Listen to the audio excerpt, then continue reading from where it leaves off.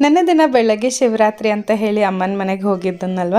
ಮಧ್ಯಾಹ್ನದ ಮೇಲೆ ಮನೆಗೆ ಬಂದು ಕೆಲವು ಕೆಲಸಗಳಿತ್ತು. ಅದು ಭಾನುವಾರ ಬೇರೆ ಆಗಿರೋದ್ರಿಂದ ಮಾರನೇ ದಿನ ಸ್ಕೂಲು ಆಫೀಸ್ ಎಲ್ಲ ಇರುತ್ತೆ. ಹಾಗಾಗಿ ಕೆಲವು ಕೆಲಸಗಳು ಏನೇನಿರುತ್ತೆ ಅದೆಲ್ಲ ಮುಗಿಸ್ಕೊಳ್ಳೇಬೇಕು. ಶಿವರಾತ್ರಿ ಹಬ್ಬದಲ್ಲಿ ಇನ್ನೊಂದು ಏನಂತಂದರೆ ರಾತ್ರಿ ಹೊತ್ತು ಜಾಗರಣೆನೇ ಹೆಚ್ಚು ಪ್ರಾಮುಖ್ಯತೆ.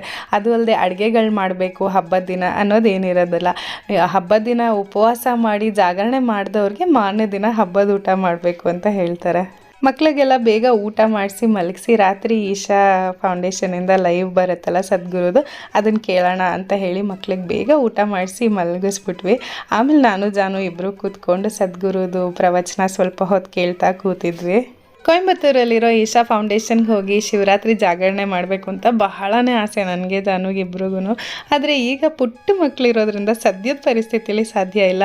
ಆದರೆ ಮುಂದೆ ನೋಡೋಣ, ಮಕ್ಕಳೆಲ್ಲ ದೊಡ್ಡವರಾದಾಗ ಯಾವಾಗಲಾದರೂ ಒಂದು ವರ್ಷ ಏನಾದರೂ ಶಿವರಾತ್ರಿ ಅಲ್ಲಿ ಸೆಲೆಬ್ರೇಟ್ ಮಾಡಬೇಕು ಅನ್ನೋ ಒಂದು ಆಸೆ.